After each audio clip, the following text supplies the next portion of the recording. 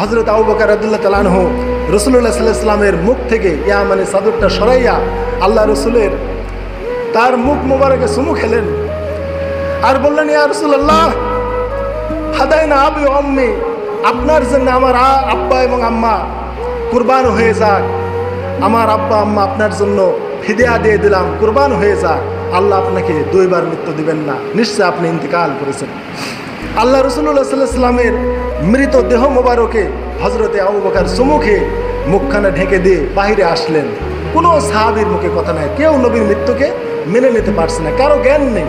মা আয়েশা বললেন, আমার কাঁধ এবং বুকের সাথে রাসূল হেলান দিয়েছিলেন, আর তিনি এই চোখটা তিনি ঘরের ছাদের দিকে তিনি উঁচু করে তিনি দোয়া পড়তেছিলেন, মা আল্লাযিনা আনআমা আলাইহিম মিনান নাবিয়্যিন ওয়াস সিদ্দিকিন ওয়াশ শুহাদা সালিহিন ওয়া হাসুনা উলাইকা রাফিকা আল্লাহুম্মা ইগফিরলি ওয়ারহামনি ওয়ালহিকনি বিরফিকিল আলা আল্লাহুম্মা রাফিকাল আলা মা আল্লাযিনা আনআমা আলাইহিম মিনান নাবিয়্যিন। আল্লাহ, আমাকে তুমি নবী সিদ্দিক শহীদদের সাথে আমাকে মিলিত করে দাও।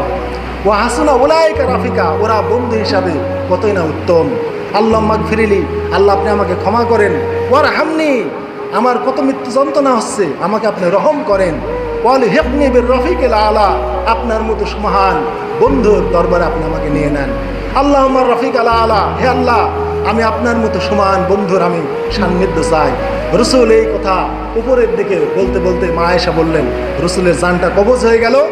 রসুল আমার কাঁধ এবং বুক থেকে এলি আমার কোলের উপরে পড়ে গেল, নিথর হয়ে গেল। তখন আমি বুঝলাম যে আল্লাহ রসুল ইন্তেকাল করেছেন। তখন আমি তার মাথাখানা বালিশে রেখে আমি আমার পরিবারের অন্যান্য মহিলার সাথে কাঁদতে কাঁদতে ঘর থেকে বের হয়ে গেলাম। ইন্না লিল্লাহি ওয়া ইন্না ইলাইহি রাজিউন। এইভাবে বিশ্বনবী সাল্লাল্লাহু আলাইহি সাল্লাম দুনিয়া থেকে বিদায় হয়ে চলে গেলেন। সাহাবীদের মধ্যে কান্নার রোল পড়ে গেল। হযরত ওমরের কাছে সংবাদ গেল, তিনি তো বলেছিলেন যে ব্যক্তি বলবে মুহাম্মদ মরেছে তাকে আমি জীবিত রাখবো না। অজ্ঞান বেহুশ হয়ে গিয়েছিলেন, তিনি বিশ্বাসই করতেন না। হযরত আবু বকর তিনি মদিনার বাইরে ছিলেন, তিনি সংবাদ পেলেন যে নবী সাল্লাল্লাহু আলাইহি ওয়াসাল্লাম ইন্তেকাল করেছেন। তিনি দ্রুত মদিনায় চলে আসলেন। মদিনা থেকে 1 কিলো ফাঁকে ছিলেন। এসে কারোর সাথে কোনো কথা না বলে ডাইরেক্ট আল্লাহ রসুলের ঘরে গেলেন। দেখলেন আল্লাহ রসুলকে ইয়ামানি চাদর দিয়ে তার দেহ মুবারক ঢেকা রয়েছে, আর এই ঘরের মধ্যে কেউ নেই। হযরত আবু বকর রাদিয়াল্লাহু তাআলা আনহু রাসূলুল্লাহ সাল্লাল্লাহু আলাইহি ওয়াসাল্লামের মুখ থেকে ইয়ামানি চাদরটা সরাইয়া আল্লাহ রসুলের তার মুখ মুবারকে চুমু খেলেন আর বললেন, ইয়া রাসূলুল্লাহ হাদাইনা আবি ওয়া আম্মি, আপনার জন্য আমার আব্বা এবং আম্মা কুরবান হয়ে যাক। আমার আব্বা আম্মা আপনার জন্য ফিদিয়া দিয়ে দিলাম, কুরবান হয়ে যাক। আল্লাহ আপনাকে দুইবার মৃত্যু দিবেন না, নিশ্চয় আপনি ইন্তেকাল করেছেন। আল্লাহ রাসূলুল্লাহ সাল্লাল্লাহু আলাইহি ওয়াসাল্লামের মৃত দেহ মোবারকে হযরতে আবু বকর চুমুখে মুখখানা ঢেকে দিয়ে বাহিরে আসলেন। কোনো সাহাবীর মুখে কথা নাই, কেউ নবীর মৃত্যুকে মেনে নিতে পারছে না, কারো জ্ঞান নেই। আবু বকরের একমাত্র জ্ঞান, কিভাবে সাহাবীদের ঠান্ডা করবেন। হযরত ওমর মানুষকে বিভ্রান্ত করতেছে, খবরদার তোমরা মুখ দিয়ে বলো না যে নবী মারা গেছে। মৃত্যুর কথা উনি বলতেই দিচ্ছে না মানুষকে। হযরত আবু বকর বললেন, ওমর ইজলিস, বসো বসো, ঠান্ডা হও। হযরত ওমর বসলেন না। তখন মানুষদেরকে বললেন, ওর কাছ থেকে তোমরা চলে আসো, ওর কাছে থাকা যাবে না, ও তোমাদের মিসগাইড করবে। সবাইকে ডেকে মসজিদ নববীর মেম্বারে নিয়ে এসে বললেন, তোমরা শোনো, যারা মুহাম্মাদের পূজা করো তারা জেনে রাখো মুহাম্মদ একজন নবী, উনি মানুষ, উনি মারা গেছেন। আর যারা আল্লাহর ইবাদত করো তারা জেনে রাখো আল্লাহ হাইয়্যু লা ইয়ামুত, তিনি চিরঞ্জীব, চিরস্থায়ী, তিনি কখনো মরবেন না। ওমা মুহাম্মাদুল্লাহ রসুল, সূরা আলে ইমরানের আয়াতটা পাঠ করলেন, মুহাম্মদ রসুল ছাড়া আর কেউ নন, তার পূর্বে তো সব রসুলই মারা গেছে। অতএব মুহাম্মদ যদি মারা যান বা শহীদ হন বা নিহত হন, তোমরা কি পশ্চাৎমুখী হবে? তোমরা কি ফিরে যাবে? হযরত ওমর এই আয়াতটা শোনার পর তিনি জ্ঞান আসলেন, ধপাস করে মাটিতে পড়ে গেলেন।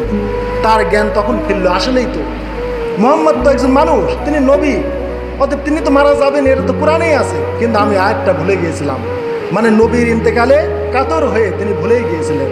তো যাই হোক, হযরত ওমর পরে ভুল বুঝলেন। তো যাই হোক, আস্তে আস্তে এইভাবে সোমবারের দিন সকাল 10টায় নবী মারা গেলেন।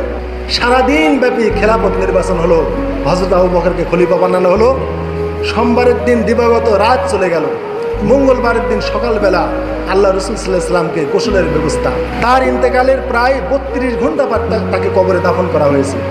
সোমবারের দিন সকাল 10টায় ইন্তেকাল, মঙ্গলবারের দিন সকালবেলা তাকে লাশ ধোয়ানো হবে। এই ধোয়ানো নিয়ে সাহাবীদের মধ্যে মতভেদ।